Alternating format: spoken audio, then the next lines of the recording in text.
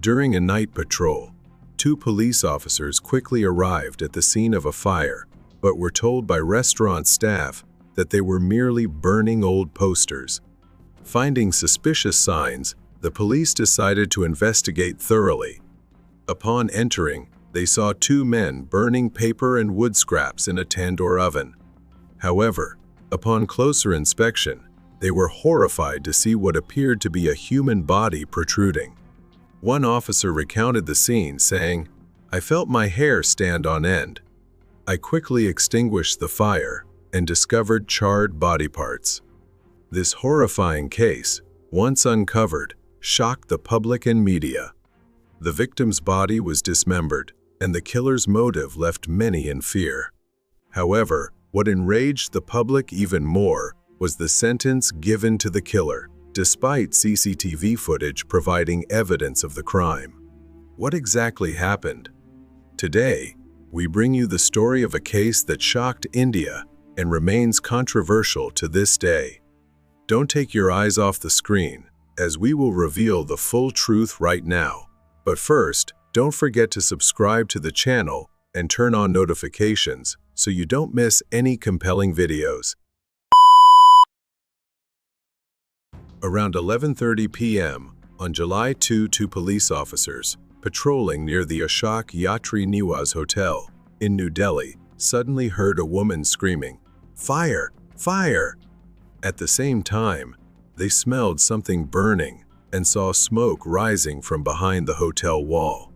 One officer ran to the phone booth to alert the station, while the other climbed over the wall to investigate. The fire and smoke were coming from a barbecue restaurant inside the hotel, which was deserted except for two men standing next to a burning tandoor oven. When questioned by the police, one of the men, Keshav Kumar, claimed they were burning campaign banners, posters, and flyers. However, upon smelling burnt fat, the police moved closer to inspect the oven and felt chills down their spine. Inside was the burning body of a woman. By the time hotel security, police, and firefighters arrived, the man standing with Keshav Kumar by the oven had disappeared. When arrested, Keshav Kumar revealed that the man who fled was Sushil Sharma, then the head of the Youth Congress in New Delhi. At the time, Sushil Sharma was preparing to ascend to the national leadership of the youth organization. The victim was identified as Naina Sani. The investigation was challenging because the victim's body had been reduced to ashes and dismembered. The first person to identify the remains was Naina Sani's former lover, Matlub Karim.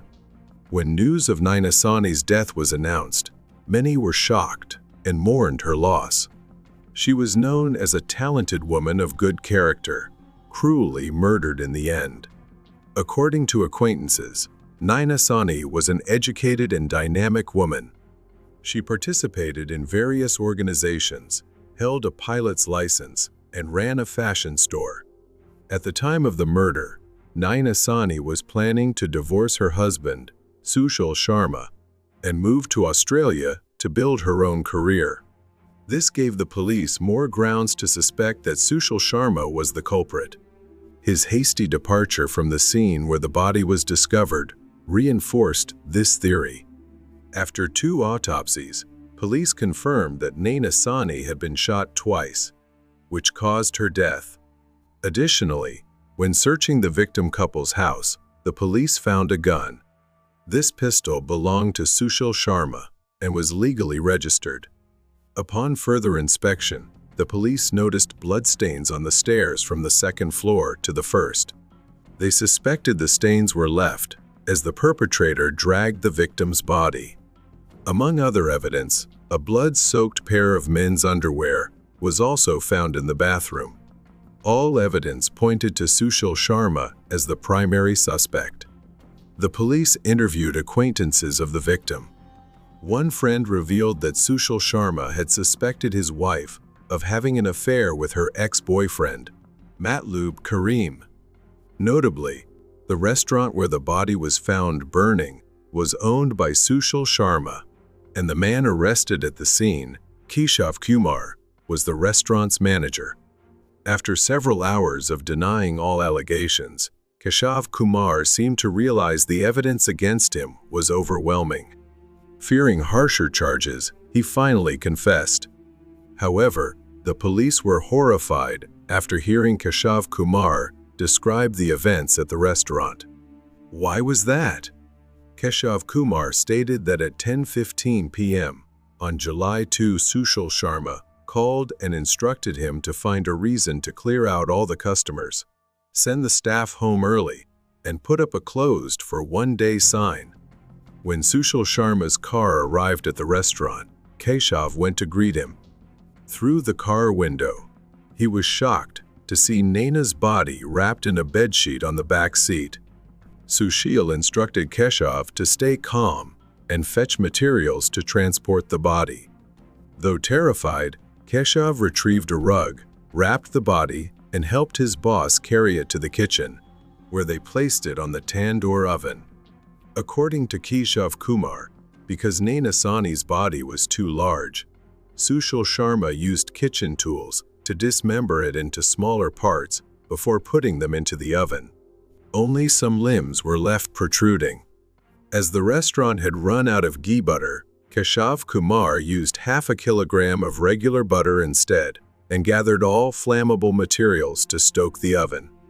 However, neither he nor Sushil Sharma anticipated the flames growing so large that some street vendors selling fruit at night noticed and screamed, catching the attention of the two policemen. Following Keshav Kumar's testimony, the police focused on analyzing evidence from both the restaurant and the victim's house while interrogating Sushil Sharma. Despite Keshav Kumar's detailed confession and substantial evidence, Sushil Sharma adamantly denied allegations. He claimed that at the time of the crime, he was on a pilgrimage visiting temples.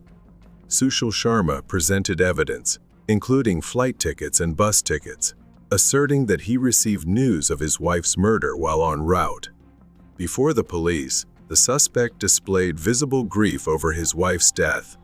Sushil Sharma claimed this was a conspiracy orchestrated by political rivals to ruin his reputation. The police continued to collect statements from individuals acquainted with both the suspect and the victim, uncovering a series of surprising revelations. Some described Sushil Sharma as a rude man from a middle-class family with a violent temper. He had been suspected of involvement in a kidnapping case and was still under investigation. In contrast, Naina Sawhney was known as an amicable and kind-hearted woman with close connections to many influential figures, which often displeased her husband. Naina Sawhney was politically ambitious and career-driven, not someone easily controlled by her husband. Since her university days in Delhi, she had been a leader among young Indian women and widely trusted. However, these traits were mirrored by Sushil Sharma. He had been involved in student political movements and had become a rising star in politics, directly competing with the president of the Youth Congress of India. Since 1989, Sushil and Naina had participated in political activities together, developing a close relationship with a shared interest in political topics. Naina, despite being young, eventually became the General Secretary of the Youth Congress in New Delhi, where Sushil Sharma served as president. Previously, Naina Sawhney had loved someone else, but her family opposed the relationship due to religious differences. This gave Sushil the opportunity to win over the beautiful and talented woman. However, after 2 years, their marriage fell apart because Naina refused to be a silent puppet of Sharma. She was an independent woman with ambitions and dreams. During the investigation of the victim's house, the police found Naina Sawhney's diary. In it, she expressed her disappointment in her husband. Additionally, after attempting to recover CCTV footage from near the restaurant's oven, the police obtained a 12-second video showing Sushil and an accomplice placing the victim's body into the oven. Linking witness testimonies from acquaintances, and Keshav Kumar with the evidence collected. The police declared they had sufficient grounds to charge Sushil Sharma. The Delhi police filed the case's charge sheet on July 27. Initially, Sushil Sharma continued to deny the accusations, but under pressure and confronted with overwhelming evidence, he eventually confessed to his crime. Investigators were horrified when the perpetrator described how he murdered his wife. What exactly had he done? Sushil Sharma stated that when he arrived at their apartment in central Delhi, he found his wife engaged in an intimate phone conversation with someone.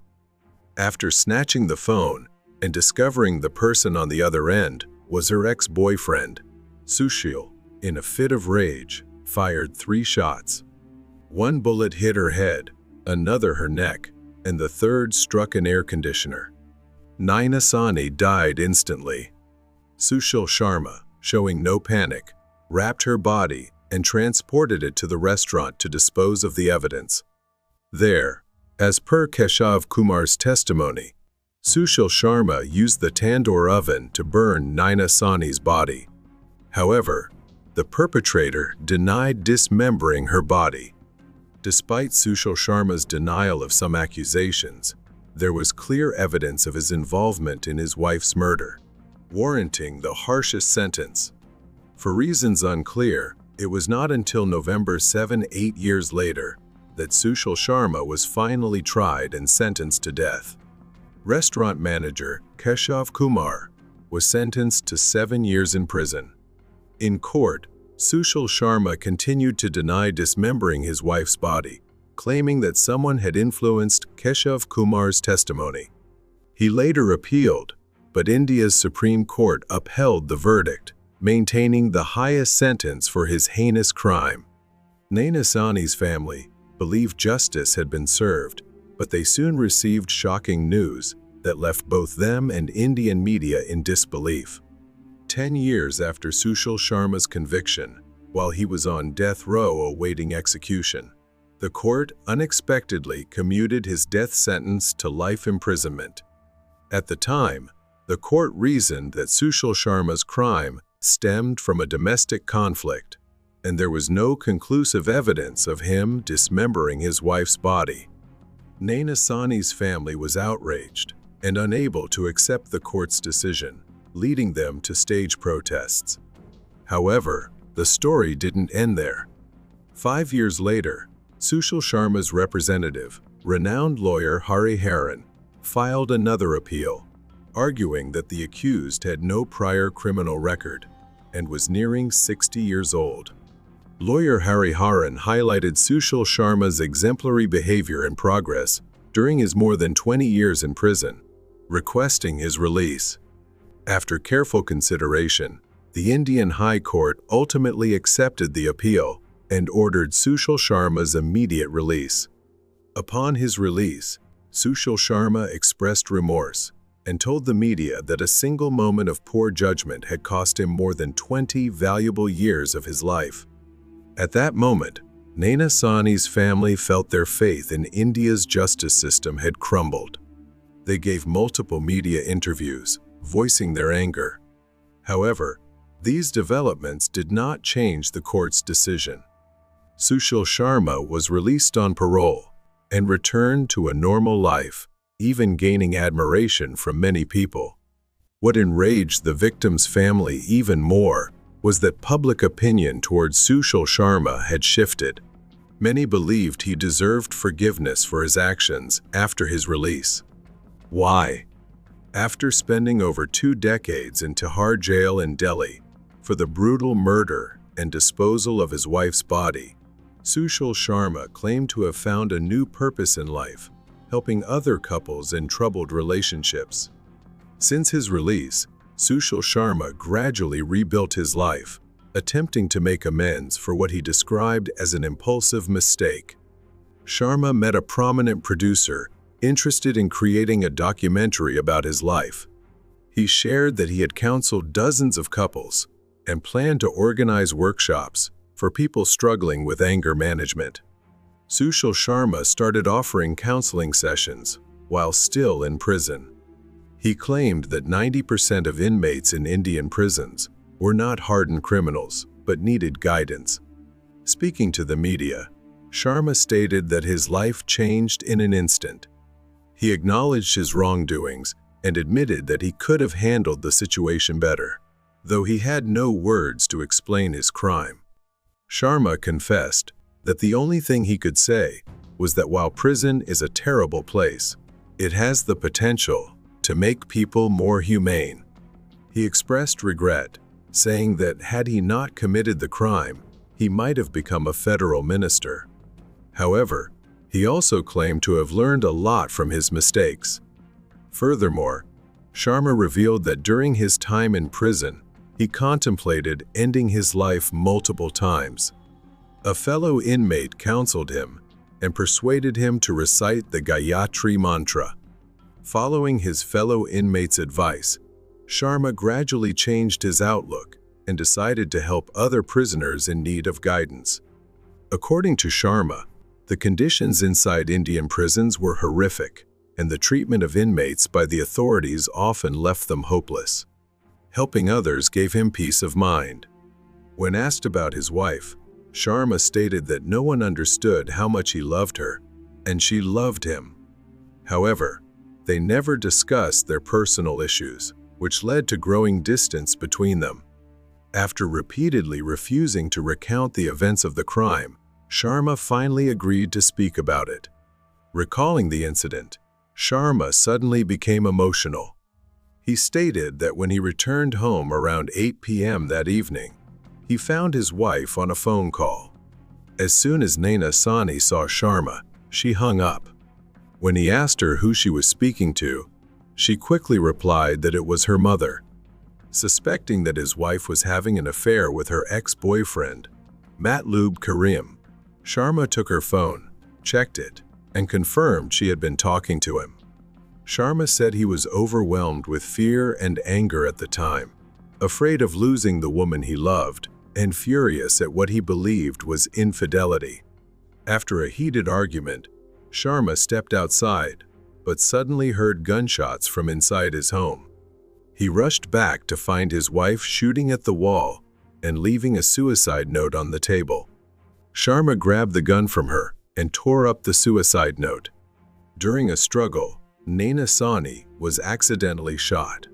Panicking, he decided to transport her body and dispose of it in the Tandoor Oven. In interviews after his release, Sushil Sharma continued to deny allegations that he had dismembered his wife's body. Sharma claimed that these details were media fabrications. He urged people to read the Supreme Court's judgment, which noted no evidence of tools used to dismember the victim's body. He explained that he placed his wife's body in the Tandoor Oven because her suicide note expressed a wish for him to perform her final rites. Sharma argued that the case had been misreported in the media due to his political influence at the time. Currently, Sharma is trying to share his experiences to prevent others from meeting a similar fate. A 24-year-old married woman is among the many couples Sharma has helped. She shared her thoughts about him. She said that she was just a child when the Tandoor murder case happened, so she knew nothing about it. However, a mutual friend suggested she contact Sharma. Upon learning about Sharma's past, she was initially hesitant to meet him. But after talking to him, she realized he had completely changed. His advice helped her and her husband. Vaibhav Kumar, 42, a Delhi-based construction worker, shared that he had struggled with negative thoughts and decided to meet Sharma on a friend's recommendation. He said Sharma's guidance helped him in both his personal and professional life. He stopped lying to clients and even made an effort to listen to his wife. Many others have also expressed their gratitude to Sharma, believing the court made a wise decision in granting him clemency. However, opinions remain divided. Some argue that Sharma is crafting a perfect facade to cover up his murderous past. What do you think about this? This concludes the story of a case that shook Indian society and media for years. brought to you today. Thank you for watching until the end of the video. Don't forget to like and subscribe to stay updated on more intriguing cases on this channel. Please leave your comments and feedback, both positive and critical. Your input will help us create even better videos. Thank you, and see you in the next one.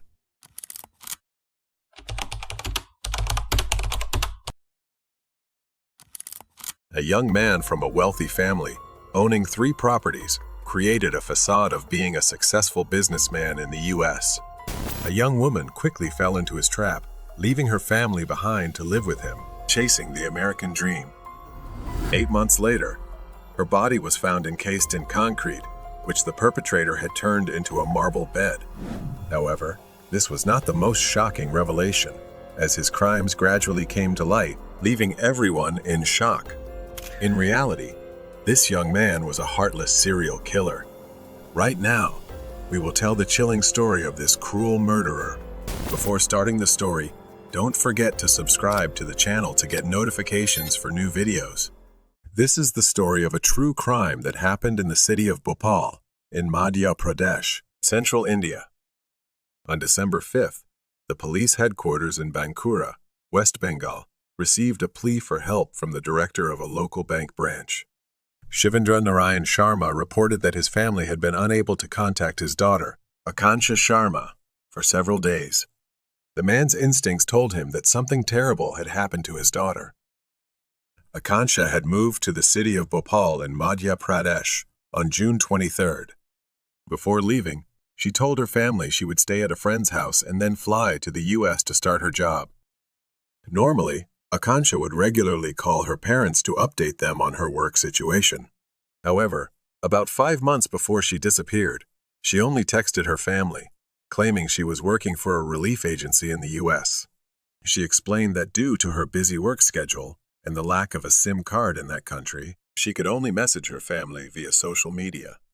But the repetitive nature of this behavior made Akansha's parents suspicious. Whenever they suggested a video call or asked to hear her voice on the phone, their daughter would text to decline. Suspecting that the person texting them was not Akansha, her parents immediately reported her as missing to the police. When the police asked for information about the friend Akansha mentioned living with in Bhopal, her parents didn't know the person's name. Due to the lack of clues, the police faced many difficulties during the investigation. Believing there might be some clues in the victim's room, the authorities decided to conduct a search. Shivendra Narayan suddenly remembered that his daughter had a diary, so he searched for it and handed it over to the police. Checking Akansha's immigration records in Bhopal, the police discovered that she had never flown to the U.S. This left only 2 possibilities. Either Akansha had lied to her parents, or the person texting them was an imposter pretending to be her. The police immediately traced the phone location and the IP address of the network used to message her parents. They made a critical discovery. Both the phone data and IP address pointed to the same area in Bhopal. After identifying the girl's location, the Bankura police collaborated with the Bhopal police to gather more information. The house where Akansha lived actually belonged to a man named Udayan Das, 32 years old. Neighbors of the man stated that Udayan lived quite isolated from those around him. They only knew that he had graduated from the Indian Institute of Technology in Delhi, but no one knew what he did or where he worked. About 6 months earlier, people saw Udayan bring a woman home, and from then on, they lived together in the house. However, around late July 2016, the neighbors stopped seeing that woman. Only Udayan was occasionally seen inside his house, which remained locked up all day. Earlier, in mid-July, they saw him bring a man to his house, carrying tools suitable for digging. The neighbors' statements made the police suspect that Udayan might have murdered Akansha and buried her body in the yard. Initially, during the search of the man's residence, the police found no unusual signs. In the backyard, they also found nothing suspicious, no mounds of earth or signs of digging. Udayan Das insisted that Akansha had left his house, and he did not know where she had gone. Explaining why her phone was located at his house, he claimed that she had left without taking her phone with her. Out of fear that Akansha's parents would worry, He pretended to be her and sent them messages. Although Udayan's explanation did not dispel the police's suspicions of him, they had to leave due to a lack of evidence. However, Akanksha's father, Shivendra Narayan, did not believe his justification, as he now recognized the young man. He was the person who had visited their family in Bankura in October 2016, claiming to be Akanksha's friend. Seeing their daughter's friend visiting, the couple warmly welcomed him. However, when asked about Akanksha's whereabouts, he only mentioned communicating with her through messages. Because of this, they continued to believe that their daughter was working in the U.S. and did not suspect anything. Certain that Udayan was lying, the family immediately filed a complaint, accusing him of kidnapping their daughter. The case of Akanksha Sharma's disappearance caused a stir across India, with many people praying for the young woman's safe return to her family. In the days that followed, the investigation seemed to stall, as the police could not uncover any new leads. Checking Akanksha's phone data, the police discovered a strange detail. During her time in Bhopal, Akanksha had primarily communicated with her parents and had not contacted anyone else. Moreover, if she had left Bhopal, she would surely have returned to her hometown in Bankura, not disappeared mysteriously like this. At this point, the police decided to revisit Udayan's house for a more thorough inspection. As before, they found no evidence indicating that Akanksha could have been buried in the backyard. However, when an officer inspected Udayan's bedroom, they noticed the bed was unusually small. Pulling back the sheets to check, everyone was shocked to find that the bed was made of marble. This was the only unusual feature in the young man's home. When questioned about this peculiar item, Udayan said he wanted a stone bed to create a unique sleeping experience. However, his explanation did not eliminate the police's suspicions. Finally, they obtained a warrant to break apart the marble bed to see what was inside. When breaking apart the bed, the police discovered that the exterior was lined with marble, but the next layer was cement. Upon removing the cement layer, a long metal box resembling a coffin was revealed, just long enough to fit a person inside. After opening it, the police were shocked to find a severely decomposed body of a woman inside. The victim was immediately taken to the forensic examination room, and Udayan was officially arrested on February 1, 2017. During the search, the police also found the victim's clothes hidden in a bag buried with the body. DNA testing confirmed that the body found in the makeshift grave was indeed that of Akanksha Sharma. The cause of death was determined to be strangulation, and the estimated time of the murder was mid-July 2016. This meant the victim had been dead for 8 months by the time she was discovered. Learning that their daughter had been murdered by Udayan and buried in his house, with her grave even turned into a bed, left the Sharma family in utter shock. At the police station, the twisted murderer confessed to all his crimes. However, what he revealed afterward caused even more public outrage. Akanksha was not his only victim. Furthermore, he had also planned to murder her entire family but failed. Udayan Das was the only son of a well-off intellectual family in Bhopal. His father, Birendra Kumar Das, worked for the Indian Heavy Electricals Corporation, while his mother, Indrani Das, was employed at a government office in Bhopal. During their working years, his parents had built houses in both Bhopal and Raipur, and also purchased an apartment in Delhi. Udayan's father lived in Raipur, while his mother stayed in Bhopal for her job. Udayan himself completed his education up to grade 12 at a school in Raipur. Coming from a wealthy family, he lived a luxurious life from a young age and enjoyed flaunting it. Udayan was a selfish individual who could not tolerate being controlled by anyone. Bored with the monotonous life in Raipur, he moved to Delhi to live in the luxurious apartment his parents had purchased. He claimed to his family and relatives that he had been admitted to and was studying at the Indian Institute of Technology in Delhi. As the only son, Udayan was provided with ample financial support by his parents for his studies and lifestyle. He didn't have to take on part-time jobs or struggle to pay tuition like other students. After retiring, his parents also moved back to Raipur, still believing that their only son was studying and conducting research in Delhi. In Delhi, Udayan's lifestyle completely changed as he indulged in vices and bad habits. On social media, he created multiple fake accounts, claiming to be working in the U.S. On one of his Facebook accounts, he even posed as a prominent businessman to deceive naive young women. Under the guise of being in the U.S., he lured many women into his trap. Whenever dating a woman, he would lie about flying back to Delhi to meet her. One of the women who fell into his trap was Akansha Sharma, a young woman from Bankura, West Bengal. Akansha got to know him through social media in 2006. The two exchanged phone numbers and often arranged to chat online. This virtual relationship lasted for 10 years, initially starting as a simple friendship. Gradually, their connection turned into love, with Akansha, who was studying engineering at the time, greatly admiring Udayan's supposed talents. Akansha's affection and desire for Udayan grew stronger over time, and he quickly recognized this. In 2016, to trick Akansha into living with him, Udayan created a fake job offer, claiming it was an employment opportunity with UNICEF in the U.S. The young woman immediately shared this incredible opportunity with her parents and then decided to move to another city to live with her boyfriend. Before Akansha left, her parents gave her 120,000 rupees. At the end of June 2016, she left home with the goal of heading to the U.S. as planned.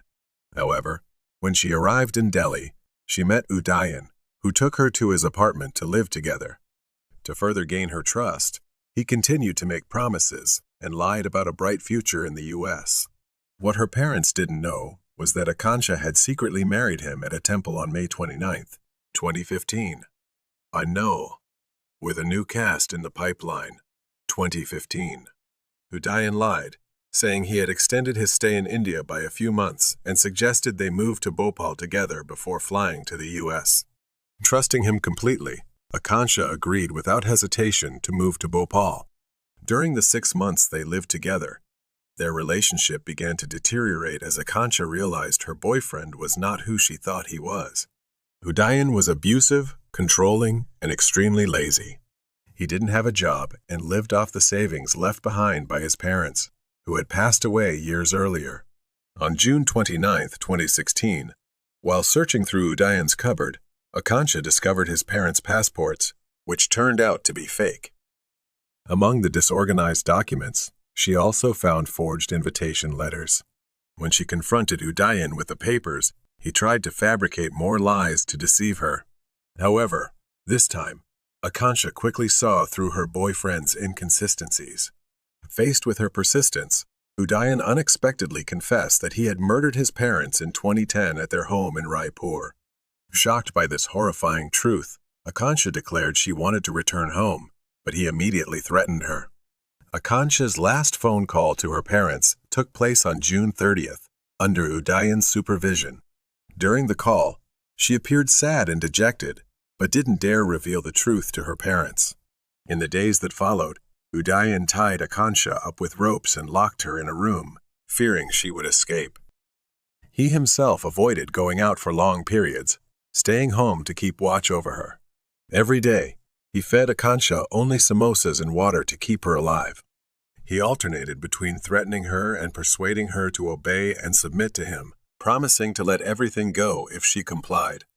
Realizing she couldn't escape if she resisted, Akansha pretended to comply and secretly booked a ticket to Howrah using her phone. However, on July 14th, Udayan discovered her plan to leave, leading to an argument between the two.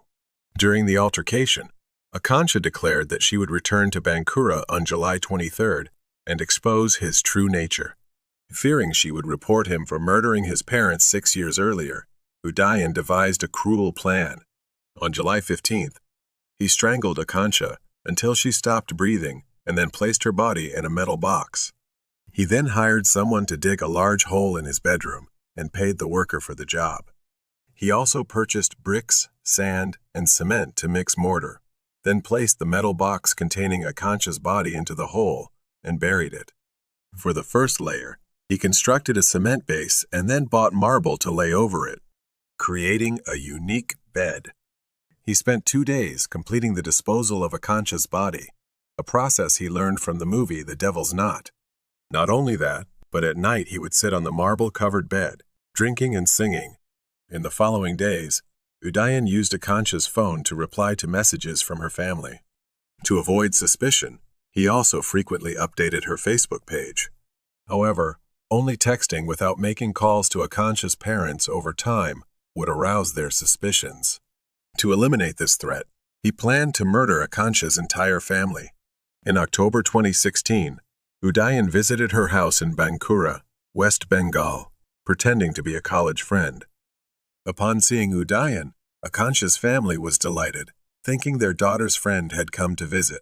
While Akanksha's mother went into the kitchen to prepare tea, Udayan offered to make tea for the whole family but was declined by her mother.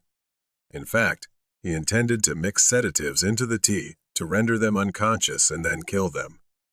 However, his plan failed, so he quickly said goodbye to Akanksha's family and left. During interrogation, Udayan declared that he had no remorse for what he had done. When asked why he murdered his own parents, Udayan laughed and admitted he did so for two reasons. First, after his parents' deaths, he would become the sole heir to their vast fortune. Second, Udayan harbored deep hatred for his parents because they had forced him to study subjects he despised. Moreover, he held grudges every time his parents scolded him over minor mistakes. After killing his parents and burying them in the backyard of their Raipur home, he forged documents to transfer the property into his name. When relatives asked about them, Udayan claimed his parents were living in the U.S. To avoid suspicion, he frequently posted fake, edited photos depicting his parents traveling abroad. For 7 years, he kept this secret from his relatives, and it was only uncovered when Akanksha's body was found. Based on Udayan's confession, the police conducted an excavation and found the remains of his parents in Raipur. Over 6 years, he had taken 3 lives without anyone suspecting him, not even his relatives or neighbors.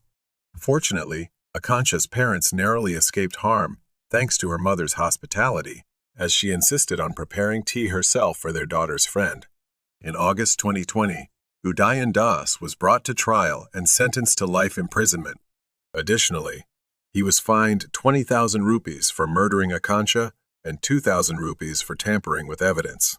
The victim's brother, Ayush Sharma, stated that their family was satisfied with the verdict. The case of the 10-year online romance that ended with a woman being buried in her boyfriend's house and her grave turned into a bed has now come to a close. What are your thoughts on the actions and cruel nature of the perpetrator? Share your opinions, feelings, and thoughts about this case in the comments section below the video. This video ends here. Don't forget to hit the like button and subscribe to our channel, as this will help us continue to bring you more meaningful content. Thank you for watching, and see you in the next video.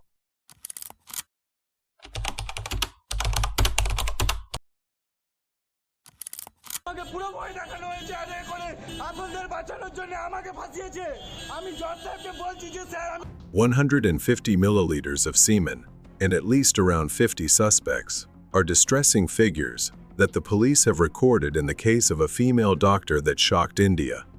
A female intern doctor was found dead on a blood-soaked mattress in the hall of the hospital where she worked.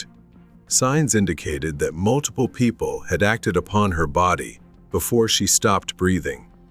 People were even more shocked when new findings from the police and forensic staff were revealed to the public. All the men present at the hospital could be suspects. However, that was not all. A leaked video recorded by the hospital's CCTV made everyone's hair stand on end. What images did that video contain?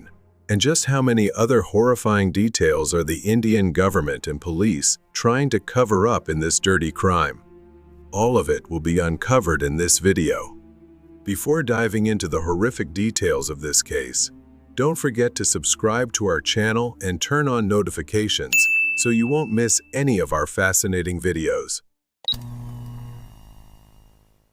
Recently, public opinion in India and several countries around the world has been stirred by the information that a 31-year-old intern doctor was acted upon until her death during working hours at a hospital. On August 9, an intern doctor was found dead by her colleagues in the hall of RG Car Medical Hospital in Kolkata. The victim's body was found undressed below the waist, with multiple bruises all over. Her head was injured, and her neck had marks consistent with sharp object impacts. This indicated a fierce struggle had taken place. Colleagues were shocked when they saw her body and quickly informed the police. The victim's family was also notified. According to the victim's father, the last time the family contacted her was around 11:15 p.m. on August 8. He was devastated upon hearing the news and questioned why no one noticed his daughter's unusual absence until 10:00 a.m. the next morning.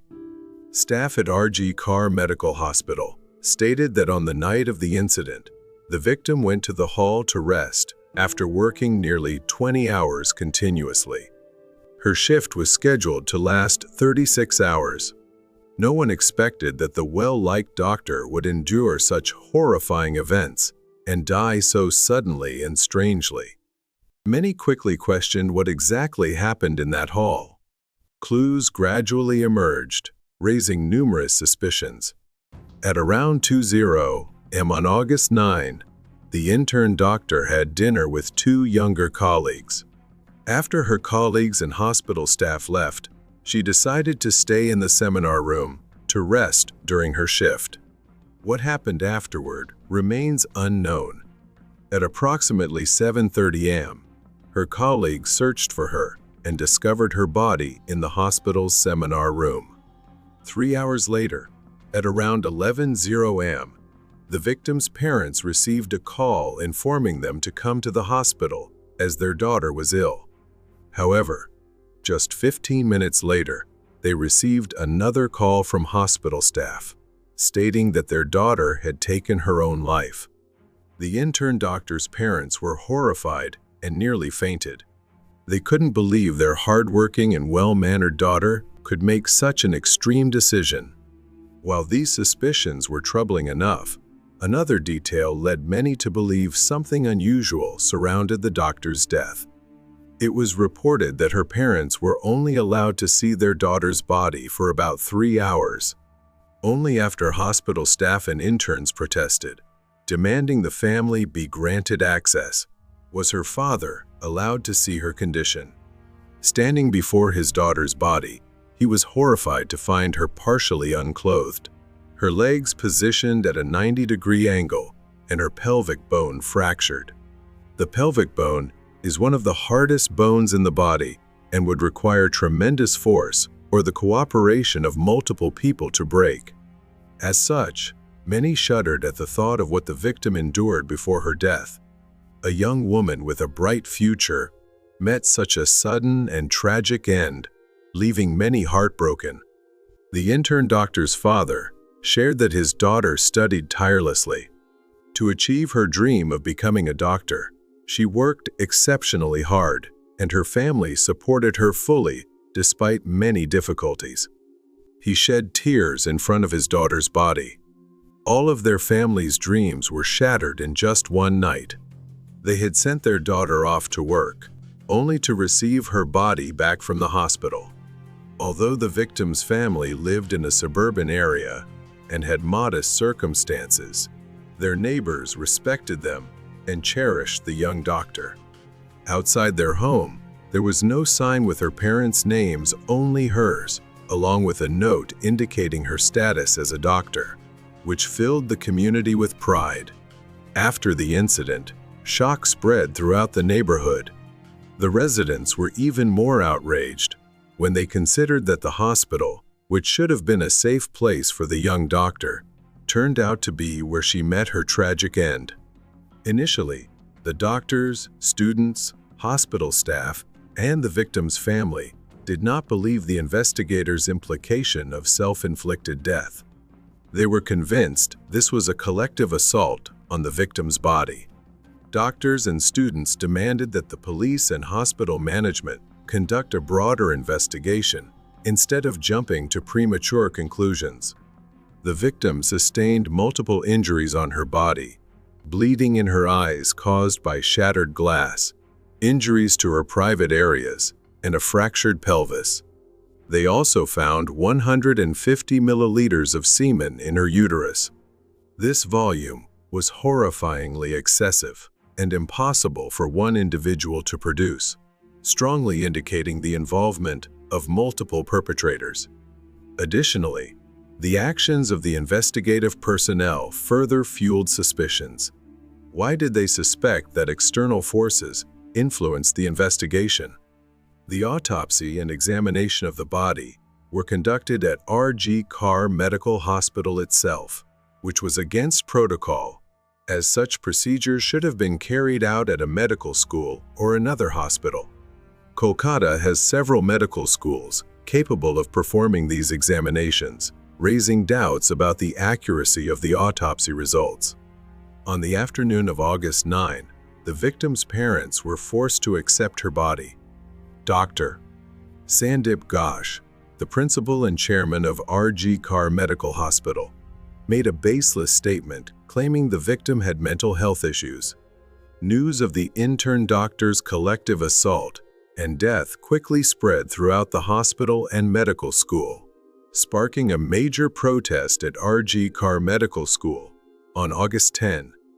Under the pressure of this protest, the Kolkata police changed their conclusion about the case, shifting from suicide to murder and collective assault. By August 11, a suspect named Sanjoy Roy was arrested by the police. He was a civilian volunteer working with the police, often handling tasks like traffic management or caring for sick officers in hospitals. Why did the police suspect Sanjoy Roy's involvement in the intern doctor's death? The media reported on the investigation process and provided details about the suspect's background. Sanjoy Roy had been married 4 times and was accused of domestic violence multiple times. Just weeks before the incident, he was involved in an attack on another woman. Surveillance footage collected by the police showed Sanjoy Roy near the seminar room at 3:00 a.m. on the night of the incident. It was a location he was not authorized to access. About 30 to 40 minutes later, he was seen leaving the area near the seminar room hurriedly, an act deemed highly suspicious. The police found a Bluetooth headset in the seminar room. Upon confiscating Sanjoy Roy's phone for investigation, they discovered it had been connected to that headset. These findings confirmed Sanjoy Roy's presence at the crime scene, and the investigation progressed favorably. However, many students and doctors felt that the suspect's arrest happened too quickly, sparking doubts about the transparency of the process. On August 12, an unexpected event occurred. Many doctors and students from R.G. Carr Medical School demanded Dr. Sandeep Ghosh's resignation. Ultimately, under immense pressure, he was forced to step down due to his misleading statements and improper actions during the revelation of the intern doctor's case. However, just 9 hours after resigning, Dr. Sandeep Ghosh was appointed by the state government as the principal of another nearby institution, Kolkata National Medical College. Students of the college did not allow Dr. Sandeep Ghosh to assume his role as principal. They formed a blockade at the campus gates, delaying his appointment for several days. Meanwhile, protests in Kolkata intensified. On August 13, the parents of the intern doctor submitted a formal complaint to the Supreme Court. The Supreme Court requested explanations from state representatives and Kolkata police as to why they did not take statements from the individuals who contacted the victim's parents, particularly Dr. Sandeep Ghosh, who had made false statements. The court further questioned why the investigation described the case as a suicide when evidence clearly pointed to a murder involving collective assault on the victim. The court also inquired why the victim's parents had to wait 3 hours to see their daughter's body, despite earlier being informed of her alleged suicide. On the evening of August 13, the case was transferred to the Central Bureau of Investigation. Due to widespread mistrust in Kolkata's judicial system and the police, the CBI took over the investigation. The victim's father stated that all staff members in the department where his daughter worked should be considered suspects. He mentioned that the CBI was actively investigating and keeping the family informed of new developments. On the morning of August 16, the victim's father disclosed that the CBI had assured the family that suspects would be arrested soon and the perpetrators would face severe punishment. Following Dr. Sandip Ghosh's resignation, the CBI interrogated him along with several other suspects, expanding the scope of the investigation. Less than a day after the case was transferred to the CBI, students and doctors discovered attempts to tamper with the crime scene near the seminar room where the incident occurred. This suggested that someone, possibly supported by the hospital management, was trying to destroy remaining evidence, as the area was off-limits to outsiders. Students worked to prevent this tampering by organizing shifts to guard the crime scene and preserve evidence. By the evening of August 14, doctors and students organized a protest and march titled "Reclaim the Night." However, the protesters were unexpectedly attacked by over 7,000 thugs who injured several doctors and caused numerous injuries. These thugs also attempted to destroy the third floor where the seminar room and evidence were located. Due to a mistake, they ended up damaging only the second floor, leaving the evidence intact. During this time, many doctors tried to call the police. According to one doctor, he called approximately 12 times without receiving any response. This was highly unusual, as RG Kar Medical Hospital is located in the heart of Kolkata, near a police station, yet no officers responded to this shocking incident. This led to widespread speculation that those involved in the intern doctor's death were highly influential and possibly connected to powerful political figures. These individuals were suspected of having political ties strong enough to influence not only the hospital management, but also the police. The peculiarities of the case did not end there. The discovery of 150 milliliters of semen in the victim's uterus indicated multiple perpetrators. Yet, the police only identified one suspect with surprising ease. When arrested, the suspect, Sanjoy Roy, showed no injuries on his body. This raised doubts, as someone involved in such an assault would likely bear defensive wounds inflicted by the victim. The case garnered national attention, with students from medical schools across India and the public staging protests demanding justice for the young doctor. So, what are the doctors demanding from the government? First, the protesting doctors demanded that the government implement the protection law first proposed in 2020. However, the bill has never been passed by the government. If enacted, the law would provide protection to doctors, ensuring serious legal consequences for anyone who attacks them. The second demand from the protesting doctors is that hospitals improve security by employing more guards to prevent unauthorized individuals from entering. Third, the doctors requested that hospitals provide proper facilities, such as restrooms for on-duty doctors. They also demanded that the government take measures to protect healthcare workers. An estimated 1 million doctors went on strike following revelations related to the intern doctor's case. This caused most hospitals and clinics to cease operations, except for emergency cases. Many healthcare facilities had to mobilize teaching staff from medical colleges to handle emergency cases. The strike became one of the largest healthcare service shutdowns in India in recent times and is expected to continue. The case at Kolkata's RG Kar Medical Hospital highlighted alarming security risks faced by healthcare staff in many state-run facilities in India. RG Kar Medical Hospital handles over 3,500 patients daily. Intern doctors are frequently overburdened, working shifts as long as 36 hours without private restrooms. Madhuparna Nandi, a fellow intern and colleague of the victim, stated that staff considered the hospital their home and never imagined it could be unsafe. Following the assault and murder of the 31-year-old intern doctor, staff at the hospital were left deeply shaken. To temporarily address public outrage, the Indian Supreme Court ordered the creation of a special task force to enhance security for healthcare workers. The murder of the intern doctor sparked nationwide anger. On November 4, suspect Sanjoy Roy appeared in court.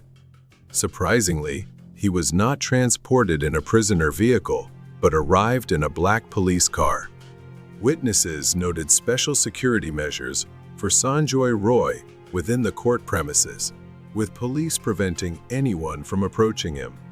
As the accused was escorted into the courtroom, police vehicles simultaneously sounded their sirens, and officers used physical force to repel anyone trying to reach him. Officers created loud noises with car horns and megaphones to prevent the media from overhearing anything the suspect might say. On that day, the court summoned 2 witnesses. In court, Sanjoy Roy claimed he did not commit murder nor assault the intern doctor. He alleged that the government had falsely accused him. The suspect revealed that police had threatened him into silence and even mentioned the name of former Kolkata Police Commissioner Vineet Kumar Goyal. Sanjoy Roy emphasized his innocence, accusing the authorities of framing him. He requested a fair judgment from the court. However, the Central Bureau of Investigation presented a completely different statement, asserting that Sanjoy Roy was the true perpetrator of the intern doctor's murder. According to the CBI, Sanjoy Roy committed the crime. Semen samples collected from the victim matched Roy's DNA, as confirmed by the Central Forensic Science Laboratory. Evidence collected at the crime scene and forensic test results demonstrated that Sanjoy Roy acted alone in committing the crime. The CBI's charge sheet, submitted to the court, also mentioned that a short strand of hair found at the crime scene was tested and identified as Sanjoy Roy's. The charge sheet was filed after the CBI interviewed approximately 100 individuals, conducted 12 lie detector tests on key witnesses, and thoroughly analyzed the evidence. The CBI also examined CCTV footage, forensic reports, call details, mobile phone locations, a Bluetooth headset, and the suspect's statements as part of the investigation. The CBI asserted that the intern doctor was assaulted by a single man rather than a group. The CBI retrieved a 10-second CCTV video from outside the seminar room. During the confirmed time of the incident, only Sanjoy Roy entered the room. Additionally, investigators conducted DNA analysis on the blood found under the victim's nails. As expected, it was confirmed to be Sanjoy Roy's blood. According to the CBI investigation, Sanjoy Roy had consumed a significant amount of alcohol on the day of the incident. Cameras captured him drunk and heading to the hospital's 3rd floor at 4 a.m. The initial trial ended without a verdict due to the case's complexity. Sanjoy Roy cried out in despair while leaving the courtroom. Before entering the car, he repeatedly made remarks against former police commissioner Vineet Kumar Goyal, insisting on his innocence. According to local media, 3 more witnesses testified during the most recent trial, bringing the total number of witnesses in the case to 12.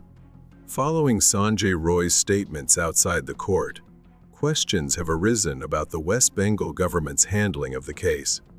Consequently, Governor Ananda Bose asked Chief Minister Mamata Banerjee to provide a report on the case surrounding the intern doctor's death.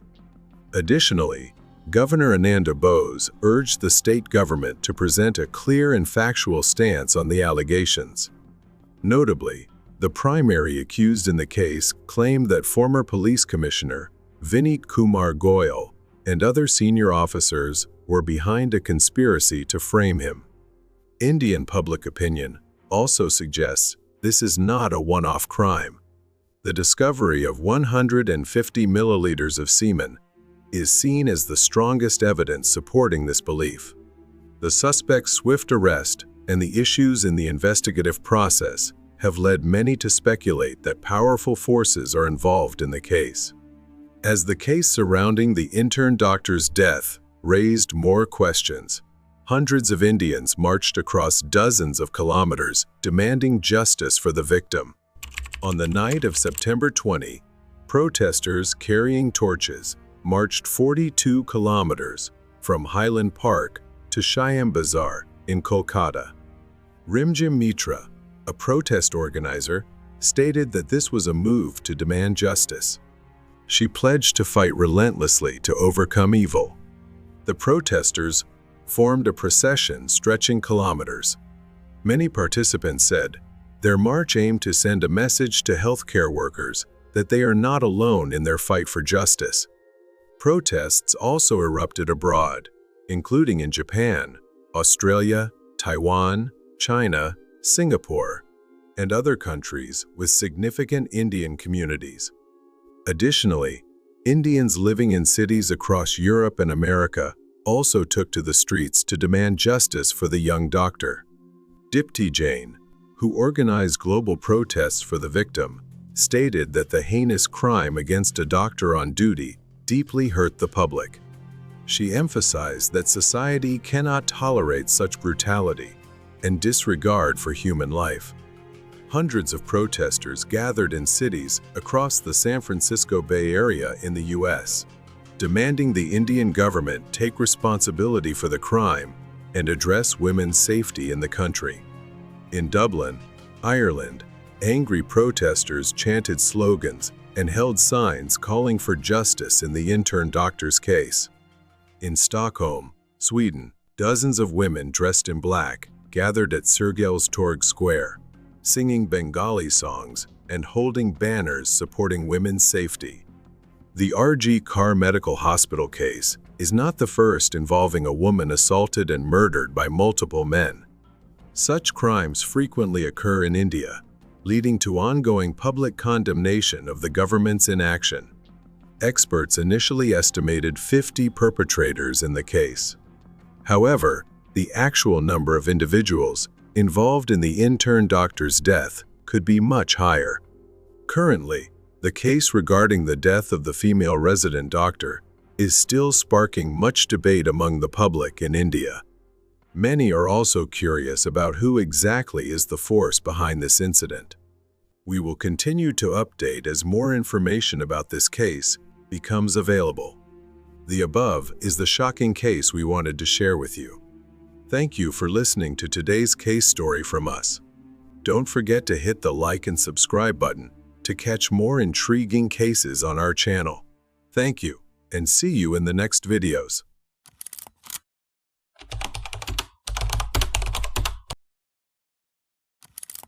In a peaceful little village, a mysterious man appeared with a kind demeanor, sweet words, and a charm that made everyone trust him easily. He not only captivated two beautiful young women, but also convinced their families to place their full trust in him. But behind that seemingly kind exterior, he was hiding a dark scheme using marriage to exploit dowries for financial gain. As the investigation unfolded, the police not only exposed his cruel actions, but also uncovered a horrifying secret about his true identity. So who was he really?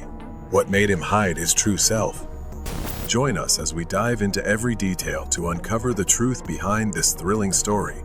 And don't forget to like and subscribe so you won't miss any more exciting videos.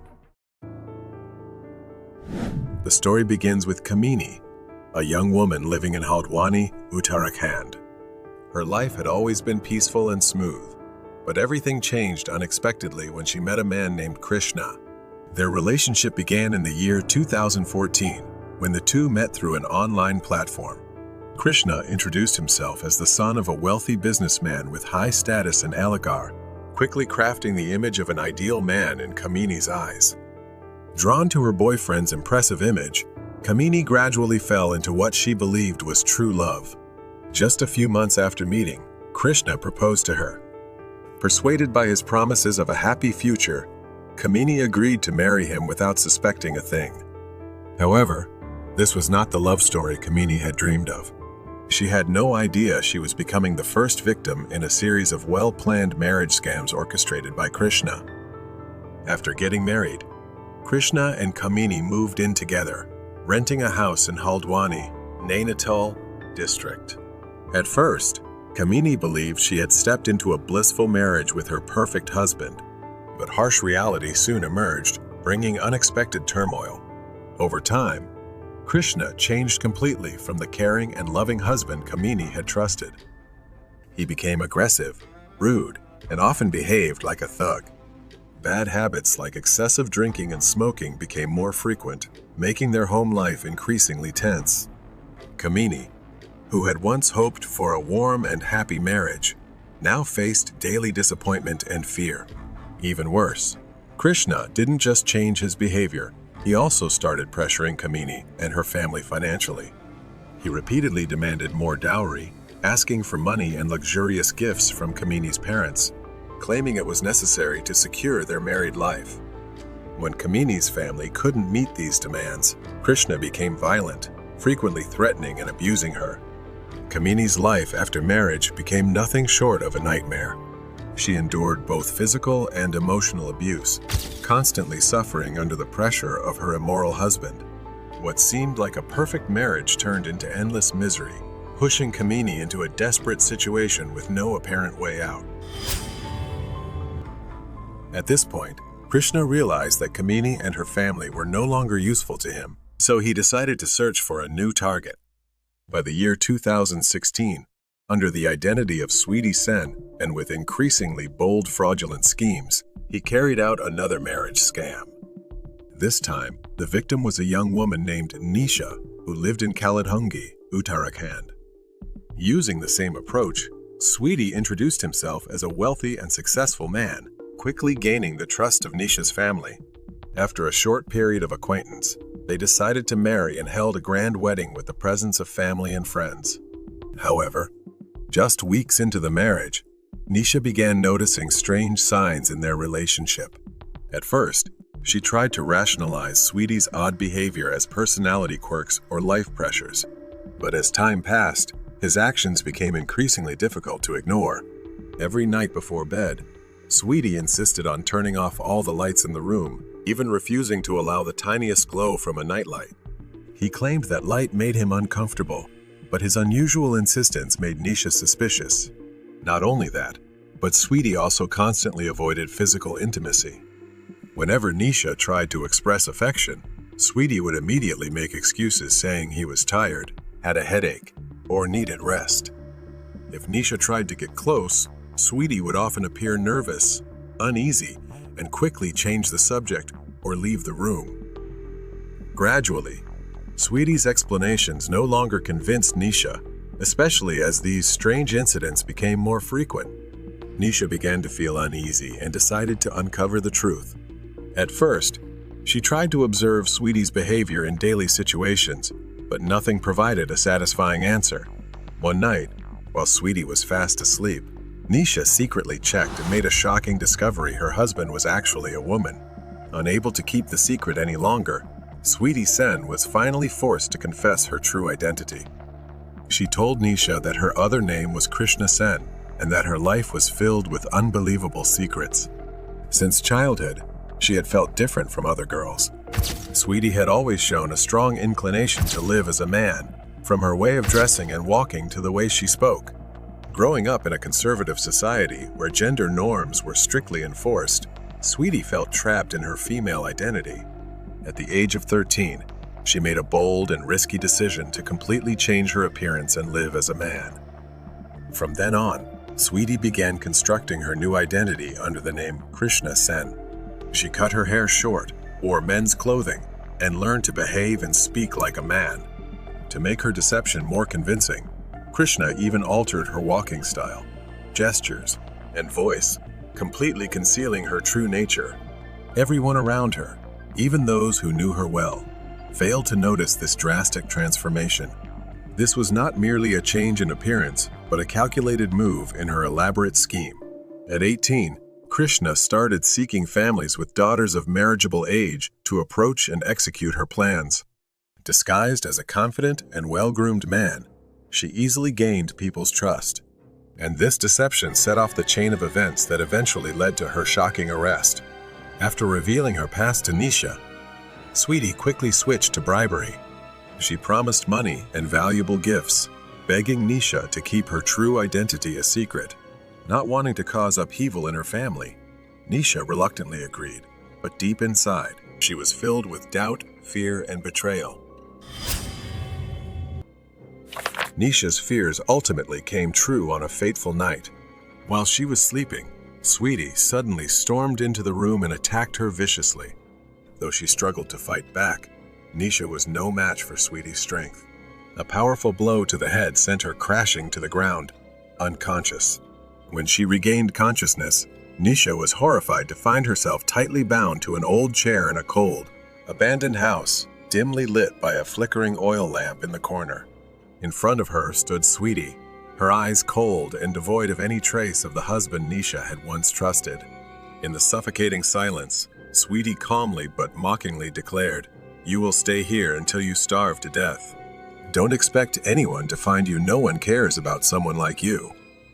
Terror surged through Nisha as her hands went numb from the tight ropes and her mouth was sealed shut with duct tape. In that moment, she recalled all the strange signs she had ignored, the times Sweetie acted suspiciously and the vague threats hidden in her words. She realized that this was not just an act of domestic violence, but a premeditated, sinister plan. The abandoned house had become her prison, where time seemed to stop and death felt imminent. Meanwhile, in Haldwani, Kamini, Sweetie's first wife, was enduring her own nightmare. The relentless physical and emotional abuse, combined with the constant pressure for dowry, had pushed Kamini to her breaking point. The senseless beatings, humiliation, and endless threats from her fraudulent husband had brought Kamini to her final limit. At last, Kamini decided to take action to protect herself and her family. She went to the police and reported the full truth about Sweetie Sen, providing evidence of her fraud and abuse.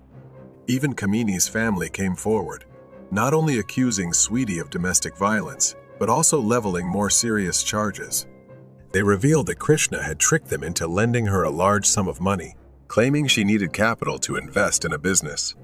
However, after receiving the money, Krishna not only failed to repay them, but also cut off all contact, plunging Kamini's family into financial hardship.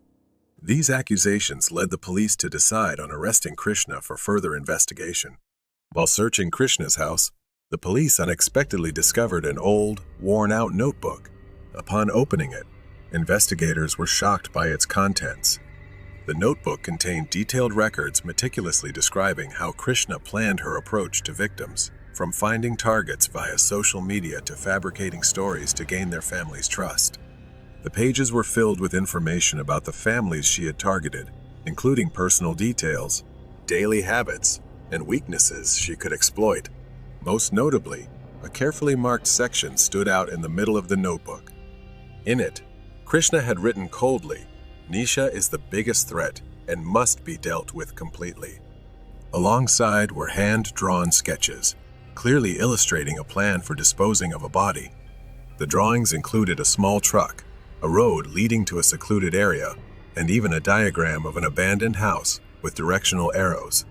In the annotations, Krishna added chilling details such as the best time to act is at night and prepare large sacks, rope, and duct tape. These terrifying notes made the police realize that Krishna was not just a skilled con artist, but also willing to resort to brutal violence to protect her secrets. The notebook quickly became one of the most crucial pieces of evidence, offering deep insight into Krishna's cold-blooded calculations behind her crimes. After thoroughly analyzing the notebook's contents, the police found a critical clue regarding Nisha's whereabouts. It pointed to an abandoned house on the outskirts of town, a place rarely visited by anyone. A search team was immediately dispatched to the location mentioned in the notebook. Upon arrival, they found the front door locked from the outside. overgrown weeds surrounding the house, and no signs of life. Breaking the door open, the police rushed in and quickly discovered Nisha, unconscious, her hands and feet tightly bound with rope, and her mouth sealed with duct tape. She was strapped to an old chair, her frail body indicating she had been deprived of food and water for an extended period. Nisha was immediately taken to the hospital for treatment, and fortunately, she gradually recovered from her horrifying ordeal. Another alarming discovery was made when the police continued their search of Krishna's house and noticed something unusual in the garden. The soil appeared freshly disturbed, with uneven patches and areas that seemed recently covered. This irregularity prompted investigators to dig deeper into the area. After some time of digging, they unearthed several bone fragments buried beneath the soil. These remains instantly became the focal point of the investigation, as it was unclear whether they belonged to humans or animals. Given the circumstances, the police carefully collected the bone samples for forensic examination. The discovery of these bones pushed the case into a new, even more complex phase. As the investigation progressed, the police expanded their focus beyond the known victims, Kamini and Nisha, to Krishna Sen's past. They soon uncovered that she had been involved with multiple other women besides these two. These relationships were not just casual encounters. Many women reported that Krishna had approached them with the intent of forming serious commitments. What sent chills down the investigators' spines was that some of the women Krishna had been involved with had recently been reported missing. These cases had remained unsolved, and the missing women had never been found. This unsettling coincidence could not be ignored, especially in light of Krishna's history of deception and violence against Kamini and Nisha.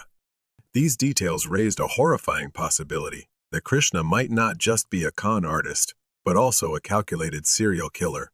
To confirm their suspicions, the police began cross-referencing all missing person cases connected to the women Krishna had encountered.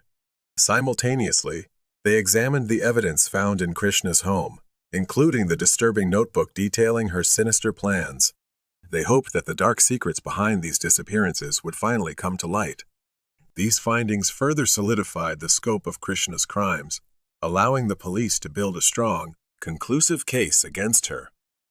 During interrogation, Krishna had no choice but to confess to the full truth. She admitted to deceiving and marrying two different women. Everyone around her, including her two wives, had been completely fooled by the elaborate persona she had created. She used sophisticated deception tactics, exploiting the trust and emotions of her victims for personal gain. In her statements to the police, Krishna Sen even admitted that she never undressed in front of her two wives. To maintain her male identity, she carefully orchestrated everything to ensure no one suspected the truth. During the day, Krishna kept her distance and never allowed her wives to get close to her body. At night, under the cover of darkness, she performed her husbandly duties using sex toys purchased online instead of engaging in real intimacy. Krishna took advantage of the darkness to conceal her true identity, creating a flawless illusion that convinced her victims they were living with a real man. When subjected to a medical examination, the results confirmed that Krishna, also known by the alias Sweetie Sen, was actually a woman. This revelation exposed the elaborate 3-year-long fraud Krishna had meticulously orchestrated. The findings of the investigation left both the victims and the public stunned by the extent of her deception. With charges of impersonation, fraud, and deception, Krishna was convicted and sent to Haldwani prison to face legal punishment. However, one of the most controversial aspects of the case was that she was not charged with domestic violence. Under Indian law, only men can be prosecuted for domestic abuse within a marital relationship. Since Krishna was legally identified as a woman, her actions did not fall under this category, despite using her male disguise to physically and emotionally abuse her victims. The investigation also uncovered Krishna's true motivation behind her fraudulent schemes. Her primary goal was not to live as a man, but to exploit dowries from the victims' families. In many parts of India, dowries remain an integral part of marriage, and Krishna took advantage of this tradition for financial gain.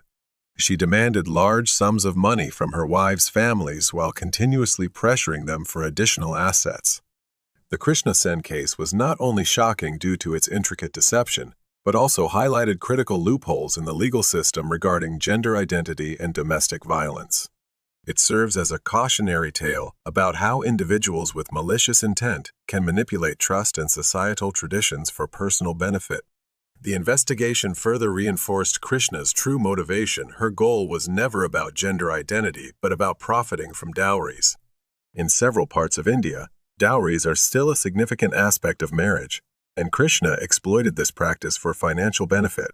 She relentlessly pressured both of her wives' families for large sums of money and additional property. This case not only exposed an exceptionally well-crafted fraud, but also shed light on gaps in the legal system concerning gender and domestic abuse. It stands as a stark reminder of how people with malicious intent can manipulate trust and cultural traditions for their selfish agendas. Ultimately, the case of Krishna Sen serves as both a shocking crime story and a wake-up call about the vulnerabilities within society and the justice system.